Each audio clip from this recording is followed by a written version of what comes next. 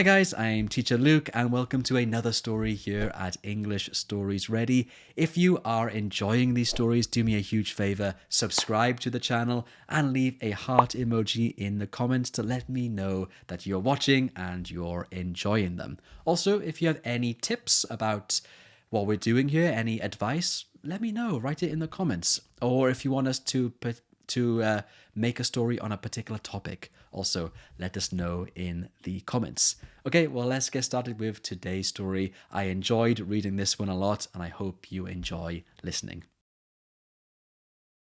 Hey everyone, I'm Teacher Luke. Welcome back to the podcast. Today we're talking about something every English learner needs to hear: how to actually remember the words you learn.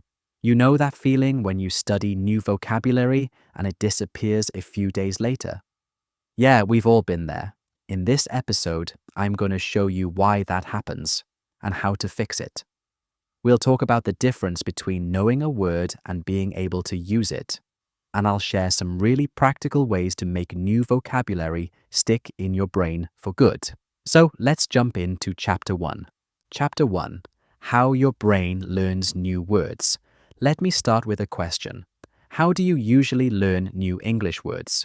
Do you write them in a notebook, repeat them out loud, or use flashcards on your phone? And here's another question. When you learn new words, do you actually remember them? Or do they disappear after a few days? Think about your answers for a moment. If you're listening on YouTube or in a podcast app, write them in the comments below. All right, let's begin. If you've ever tried to remember a long list of English words, you already know the problem. You forget them fast. You study them today, but tomorrow half of them are gone. By next week, maybe you only remember one or two. It's frustrating, and it makes many learners feel like they're bad at memorizing. But here's the truth. It's not your fault. Your brain isn't designed to remember lists of random information. Your brain learns best through meaning, connection, and repetition. That means if you want to remember words, you have to understand how your brain learns. Once you know that, learning vocabulary becomes faster, easier, and actually enjoyable. Let's explore how it works.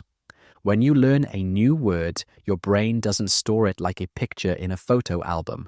Instead, it connects that word to other ideas, sounds, emotions, and memories. Your brain is like a giant web. Every new word becomes a new point in that web. The stronger and more connected it is, the easier it becomes to find later. Let's say you learn the word forest. If you just memorize the word and translation, forest means sup. It's like a single dot in your brain, easy to lose. But if you connect it to an image of green trees, the smell of leaves, a memory of hiking, and a sentence like, "I walked through the forest near my home," then that word has meaning. Your brain has built several roads that all lead to the same word, so when you need it later, you can find it quickly. This is why words you've experienced in real life, in songs, stories, or conversations, are easier to remember than words from a textbook list. The more connections, the stronger the memory. Your brain goes through three main stages when learning vocabulary. Input, when you first hear or see the word. Storage, when your brain keeps that information over time. And output, when you finally use it in speech or writing. Let's look at each one. Input is the moment you first notice a new word. Maybe you hear it in a YouTube video, read it in an article, or see it in your English app. When that happens, your brain asks an important question. Is this important? If the answer is yes, if the word feels useful, interesting, or emotional, your brain pays attention and begins to encode it. If it feels boring or irrelevant, your brain quietly ignores it. That's why interest matters so much in language learning. When you learn words connected to your life, your hobbies, goals, or experiences, your brain naturally marks them as important. But when you memorize words that mean nothing to you, your brain simply lets them go.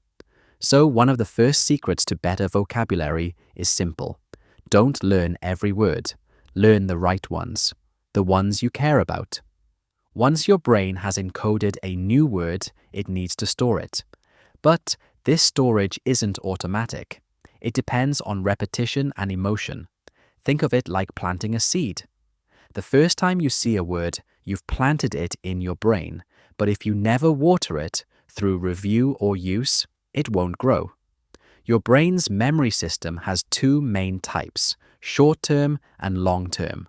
Short-term memory holds information for a few minutes or hours, which is why you might remember a new word during class but forget it the next day. To move a word into long-term memory, your brain needs time and repetition. Each time you see or use the word again, your brain says, "Oh, this again." It must be important, and it strengthens the neural connections around that word. That's why spaced repetition, reviewing words after 1 day, 3 days, a week, and so on, works so well. It follows your brain's natural rhythm. So remember, the first time you see a word, it's just a seed. Every review and real-life use is like giving it sunlight and water. Finally comes output. When you use the word in conversation, writing, or even in your thoughts. Many learners stop before this stage. They learn about words, but they never use them. And that's a mistake, because output is what makes your memory permanent. When you use a word, your brain builds a strong pathway between the idea and the language. It's like walking on a new trail. The more often you walk, the clearer and easier it becomes. Even saying the word out loud or writing one short sentence helps. For example, if you learn the word frustrated, don't just memorize it. Say, "I feel frustrated when my internet is slow." Now the word belongs to you. It's connected to your real life. That's the moment when a word moves from your memory to your identity. Have you noticed that you never forget certain words, even strange ones? Maybe a funny slang word from a TV show or a phrase your favorite teacher used often? That's because emotion and context make words unforgettable. Your brain remembers feelings more easily than facts. When something makes you laugh, surprises you, or connects to your life, it activates the emotional center of your brain, the amygdala, and that emotion sends a message. Hey, this is important. Remember this. So if you want to remember vocabulary better, add emotion. Don't just read the word, feel it, act it out, imagine it, or find a funny example. Turn boring words into personal experiences. For example, when I was learning Korean, I learned the word 배고파. I'm hungry. I learned it one night when I actually was hungry, waiting for food with friends. I said it out loud, everyone laughed, and that emotion locked the word in my mind. Even now, years later, I'll never forget it. Emotion and experience are like glue. They make vocabulary stick. I know many of you have tried to learn from word lists, maybe 100 TOEFL words or 500 essential English words. And while lists can be useful for review, they don't work well alone because your brain doesn't learn through isolation. It learns through context. If you see the word achieve by itself, it's just a piece of data. But if you read it in a sentence like, "She achieved her dream of studying abroad," your brain understands how it's used, what it means, and even what it feels like.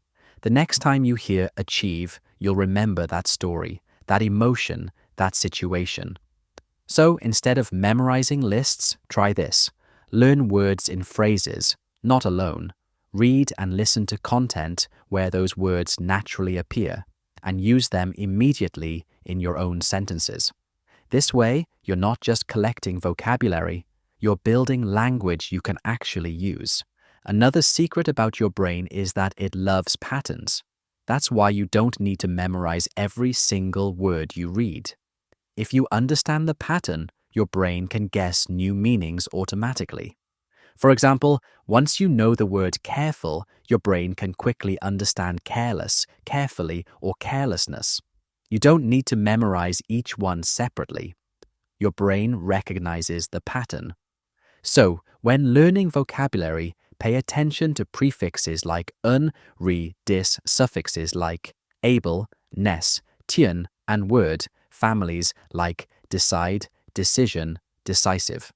These patterns are shortcuts your brain loves. They save time and make your vocabulary grow faster, like building blocks in your language tower. There's one more thing your brain does that can feel frustrating. It forgets. A scientist named Hermann Ebbinghaus studied memory and discovered something called the forgetting curve. He found that we forget about 50% of new information within one day, unless we review it. Sounds discouraging, right? But the good news is you can beat the forgetting curve with a simple trick. Review at the right time. Review after 1 day to remind your brain. Review after 3 days to strengthen it. Review after 1 week to move it to long-term memory. And review after 1 month to make it permanent. This is the science behind spaced repetition, one of the most effective ways to learn vocabulary long-term. It's like returning to a walking trail again and again. Every time you walk it, it becomes easier to find. When I was teaching English at university, many students told me the same thing. Teacher, I learn words, but they disappear from my brain. So I started teaching vocabulary differently. Instead of giving them lists, I gave them stories. Each week we'd study 5 or 6 new words in context, in a short story, a video, or a real conversation. Then we'd use those words in speaking and writing activities.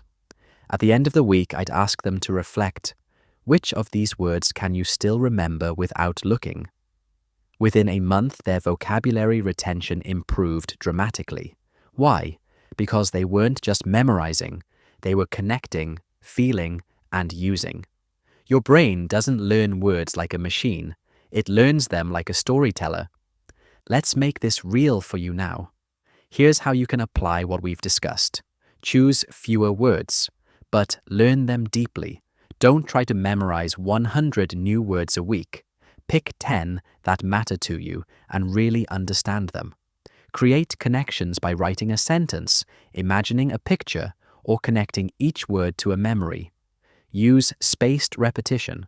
Review after 1 day, 3 days, 7 days, and 1 month. Use them in your life. Speak them out loud or write a short story with them. Feel something. Turn each word into an experience, something funny, emotional, or meaningful. If you follow these 5 steps, your brain will remember words naturally, not through pressure, but through connection. So how does your brain really learn new words? Not by memorizing, not by studying harder, but by creating meaningful connections, adding emotion, and using repetition in a natural way. Learning vocabulary isn't about collecting words. It's about building relationships with them. Each word is like a new friend. The more time you spend together, listening, speaking, and laughing, the stronger your friendship becomes. So, don't just study English. Live in it. Listen, read, speak, and feel, and let your brain do what it does best. Learn naturally. Before we end, I'd love to hear from you. What's one new English word you learned recently, and how did you learn it? Write your answer in the comments below, and share one way you plan to make that word part of your life this week. In the next chapter, we'll explore how to choose the right words to learn so you can focus on the vocabulary that truly moves you forward. Until then, keep planting seeds, keep watering them, and let your vocabulary grow. Chapter 2. From short-term to long-term vocabulary. Let me start with a simple question. Have you ever studied a list of English words, remembered them perfectly, and then, a few days later, forgotten almost all of them? Be honest, it's happened to all of us. You think you know the words, you feel proud, and then nothing. They disappear as if your brain pressed the delete button. So, here's today's big question. How do we stop that from happening? How can we move new words from short-term memory, where they fade quickly, into long-term memory, where they stay for years? If you've ever wondered that, this chapter is for you. And if you're listening on YouTube or in a podcast app, take a second to write your answer to this question in the comments. What's one English word you keep forgetting, no matter how many times you study it? All right, let's begin. Your brain has two main systems for remembering: short-term memory and long-term memory. Short-term memory is like a whiteboard. It holds information temporarily, just long enough for you to use it. You can remember a phone number for a few minutes, but if you don't write it down or repeat it, it's gone. Long-term memory, on the other hand, is like a library. It stores everything important: the words you use often, your childhood memories, your favorite movie lines. Once something reaches long-term memory, it can stay there for decades. The challenge for English learners is this: most new vocabulary stays stuck on the whiteboard. You learn it for a quiz, but your brain never files it into the library, so the next week, it's gone. The goal of this chapter is to help you move those words from the whiteboard to the library, from temporary memory to permanent knowledge. Let's start with why we forget in the first place. A scientist named Hermann Ebbinghaus discovered something called the forgetting curve over 100 years ago. He found that after learning something new, we forget almost half of it within one day, unless we review it. Imagine this. You learn 10 new words on Monday. By Tuesday, you probably remember only 5. By Friday, maybe 2. It's not because you're lazy, it's just how the human brain works. Our brains are designed to delete information that seems unimportant. So if your brain thinks, "I'll never need this word again," it quietly lets it go. The trick is to remind your brain that a word is important by reviewing and using it in meaningful ways. That's how you fight the forgetting curve and push vocabulary into long-term memory. Now that you know why forgetting happens, here's how to beat it. Spaced repetition. Spaced repetition means reviewing words not just once, but several times, with space between each review. Here's the secret pattern that works for most people. Review after 1 day, review again after 3 days, review again after 1 week, and review again after 1 month. Each review tells your brain, "Hey, this word is still important." Your brain responds by strengthening the connections around that memory. You can use apps like Anki or Quizlet, which follow this system automatically. Or, if you prefer a notebook, just mark the dates when you'll review each set of words. The goal is not to study harder, it's to study smarter, at the right times. That's how a temporary memory becomes a permanent one. Think back to the last word in English you never forgot. Maybe it was a funny slang word, a song lyric, or something someone said to you in a conversation. Why do you still remember it? Because it was connected to emotion and experience. Your brain doesn't just store information, it stores stories. When you attach emotion or context to a word, your brain treats it as something valuable. For example, imagine you learn the word embarrassed. If you only read the definition, you might forget it tomorrow. But if you remember a time you said something silly in class and felt embarrassed, your brain connects the word to a strong emotion, and you'll never forget it. That's why, when I was learning Korean, I remembered certain words instantly. One day I mispronounced a word at a restaurant and accidentally said something funny instead of chicken. Everyone laughed, including me. That emotion locked the correct word into my memory forever. So don't just memorize definitions. Make the word part of a story, yours. The stronger the feeling, the stronger the memory. Here's something most learners don't realize. Every time you use a word in a new way, your brain builds a new connection to it, So if you only see a word once in your notebook, you'll forget it. But if you say it, write it, read it, and hear it, your brain stores it in several places at once. For example, take the word challenge. You can read it in a story. Life is full of challenges. Say it in a conversation. This test was a real challenge. Write it in your journal. My challenge this week is to practice speaking and hear it in a podcast or video. Each time, you're activating a different part of your brain, and the more connections you build, the longer the memory lasts. Think of it like tying a word to a post with several strings. If one string breaks, the others hold it in place. That's what long-term memory feels like, a network of strong, living connections. Many learners try to memorize 50 or 100 new words in one day, but that's too much for short-term memory. Your brain can only hold about 5 to 9 new items at once before it starts to overload. After that, information falls out, like water spilling over the edge of a cup. Instead, focus on learning fewer words, but learning them deeply. It's better to learn 10 words well, to understand them, use them, and remember them, than to memorize 100 words you'll forget tomorrow. For example, if you're studying words about travel, pick just 5. Destination, luggage, delay, explore, adventure. Spend time using them in sentences, imagining stories, or connecting them to personal experiences. The next day, review those 5 again, and maybe add 2 more. Slow learning feels boring sometimes, but it's actually faster in the long run, because you won't need to relearn everything later. Here's something many people forget. You don't just learn when you study, you also learn when you sleep. When you sleep, your brain reviews the day's information and decides what to keep. It moves memories from short-term storage into long-term storage, like saving a file from your desktop to your hard drive. That's why good sleep after studying can double your attention. In one study, students who slept for 8 hours after learning vocabulary remembered twice as many words as those who stayed awake. So, if you want to remember English words for longer, don't just study hard, sleep well. Your brain does half the work for you while you dream. Another mistake many learners make is reviewing by only reading their notes.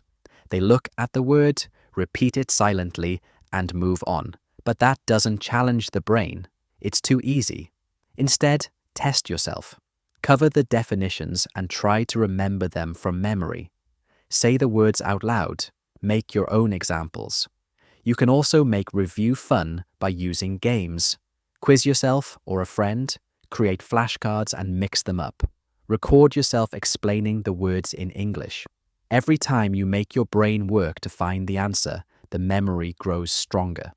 This is called active recall, and it's one of the most powerful learning techniques in the world.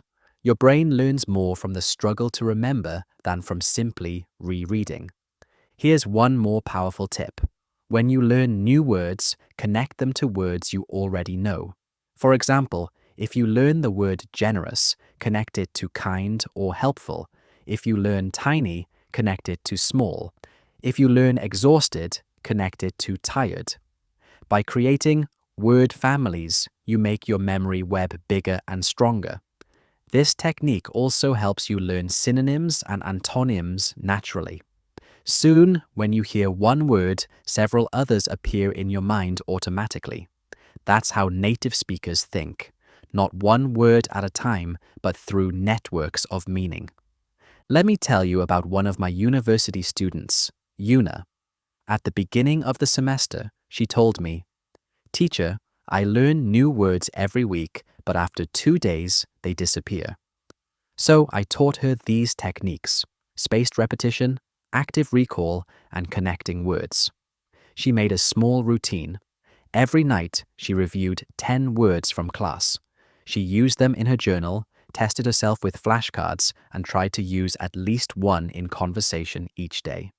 She also recorded short voice notes where she explained the meaning of words in English, like a mini teacher. After a month, she came to me smiling. Teacher, I remember everything now, even words from last month. Her secret wasn't a better memory, it was better habits. She moved words from short-term to long-term by reviewing, using, and connecting them consistently. You can do the same. When a word finally reaches your long-term memory, something magical happens. You don't have to think about it anymore. It just appears naturally and automatically, like breathing. You hear someone say it, and you instantly understand. You need it in conversation, and it comes out of your mouth without effort. That's fluency. Not knowing every word, but being able to use the ones you know with confidence and speed. And the only path to that kind of fluency is long-term memory, built one word, one review, one story at a time. Let's quickly review what we've learned in this chapter. Short-term memory is temporary. You need repetition to make it last. Use spaced repetition to review words at the right intervals. Add emotion and context. Turn words into personal stories. Practice active recall. Make your brain work to remember. Connect old and new words to build strong memory networks. And don't forget to sleep well. Your brain finishes the job while you rest. Learning vocabulary is not about memorizing. It's about building strong, living connections inside your mind. When you understand how your brain works, you stop fighting against it and start learning with it. Before we end, I'd love to hear from you. What's one English word you remember perfectly, and why do you think you never forgot it? Write your answer in the comments below. In the next chapter, we'll explore how to choose the right vocabulary to learn first, so you can stop wasting time on words you'll never use and focus on the ones that matter most. Until then, keep reviewing, keep connecting, and keep building your library of words, one page at a time. Chapter 3.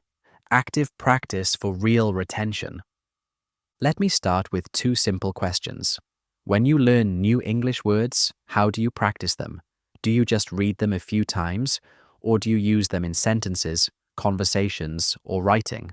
Think about it for a second, and if you're listening on YouTube or in a podcast app, write your answer in the comments. I'd love to know how you practice vocabulary now. All right, let's begin. In the last chapter, we talked about moving vocabulary from short-term to long-term memory, how your brain needs repetition, emotion, and connection to make words stick. Now, we're going to look at one more piece of the puzzle, active practice, the part most learners skip. Here's the truth. You can listen to hundreds of English podcasts, read thousands of words, and still forget almost everything if your learning is passive. Passive learning means you're receiving information, you're reading, listening, watching, but not really doing anything with it. Your brain recognizes the words, but it doesn't build the deep connections needed for long-term memory. Think of it like watching someone play piano. You can watch for hours and understand how it works, but until you sit down and press the keys yourself, you won't be able to play a song. Language works the same way. To truly remember and use words, you have to practice them actively. That's what this chapter is about, turning your knowledge into skill. Active practice means doing something with what you've learned, speaking, writing, explaining, or testing yourself. It's when you take words out of your notebook and bring them to life. Your brain loves this kind of activity. Every time you use a word actively, your brain fires multiple signals, one for meaning, one for grammar, one for pronunciation, and one for emotion. That's what builds deep learning, not just seeing a word, but using it in real communication. Let me give you an example. Imagine you learn the word achievement. If you only read it once, your brain says, "Okay, nice word," and then moves on. But if you use it in different ways, "I'm proud of my achievement. Finishing this course will be a big achievement. What's your greatest achievement?" Your brain starts to recognize it in different contexts. You've now practiced it actively, and your memory becomes 10 times stronger. There's a scientific reason this works. When you use a word actively, you activate the retrieval process in your brain. Retrieval means you're pulling the word out of memory, not just seeing it, but finding it and using it. That mental effort actually strengthens the memory.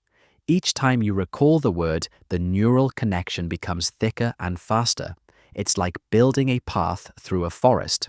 The first time you walk it, it's rough and slow, but every time you walk the same path again, it becomes clearer, easier, and permanent. That's why active practice creates what scientists call real retention, the ability to recall and use a word automatically without hesitation.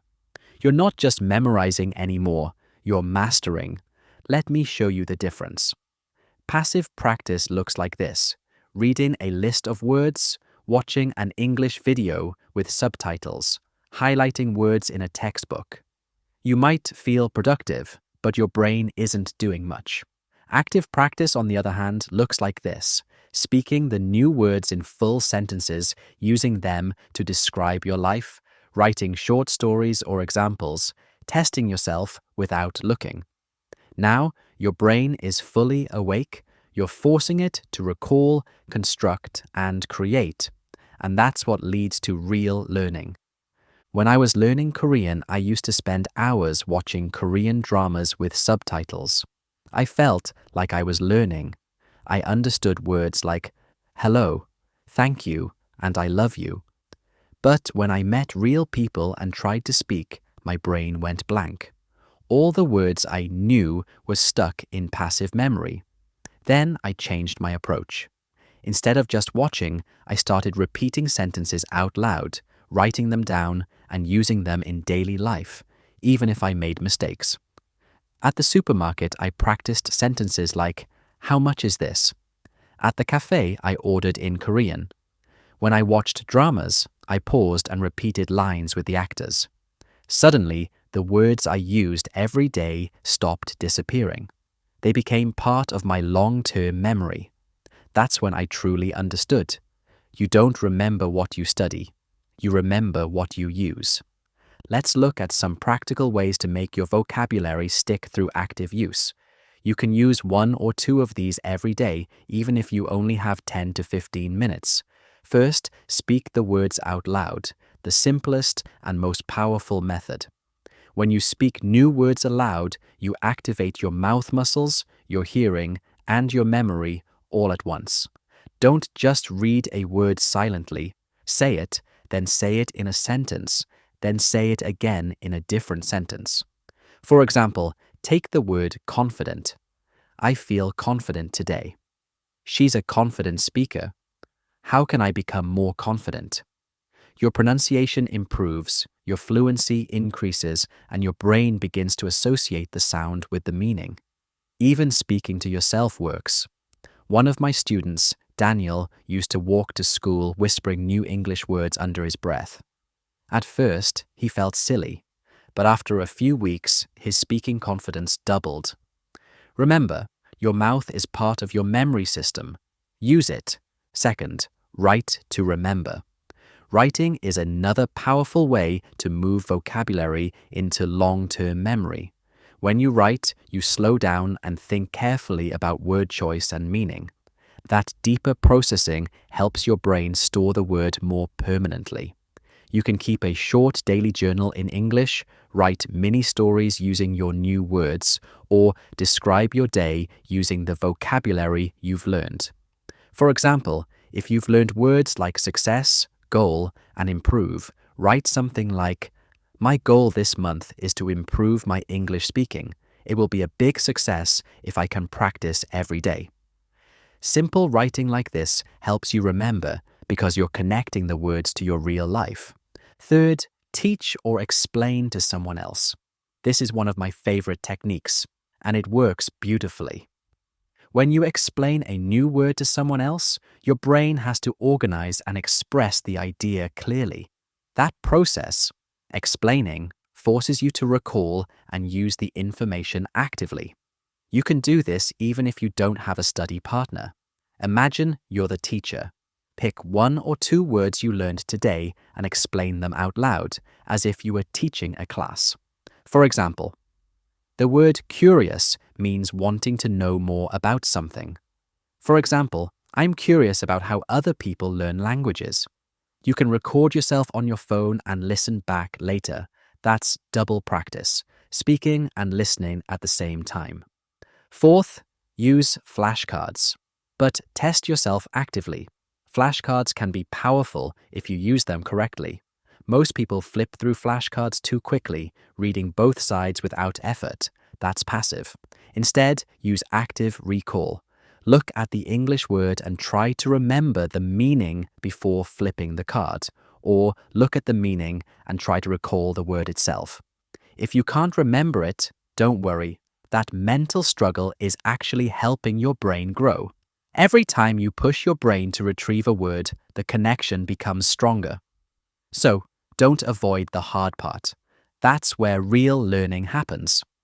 Fifth, use the words in real conversations. This is the most powerful and natural method of all. Whenever you get the chance, use your new vocabulary in real conversations, even if it feels uncomfortable. At first, you'll hesitate or make mistakes, but that's okay. Each time you try, your confidence grows and the words become easier to use. You can start small. Use 1 new word in your next online chat or comment. Mention it in a short message or email. Bring it up in a conversation with a classmate or teacher. For example, if you've just learned recommend, say, "I recommend this movie. It's really good." The moment you use it naturally, your brain marks it as real, not textbook. That's how a word becomes part of your active vocabulary. Now, let's talk about something important: mistakes. Many learners are afraid to use new words because they might get them wrong. But here's the truth: mistakes are the best kind of practice.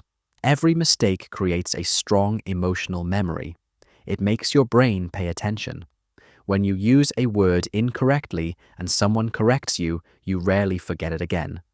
That's why I always tell my students, don't avoid mistakes. Collect them. Each mistake means your brain just learned something new.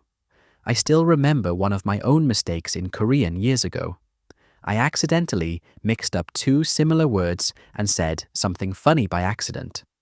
My friends laughed and I laughed too, and I never forgot the correct word again. So, don't aim for perfect English. Aim for real English, full of experiments, discovery, and correction. That's how fluency is built. When I was teaching English at university, I noticed that students who actively practiced, even a little, always outperformed those who studied silently. In one class, I started using a simple system.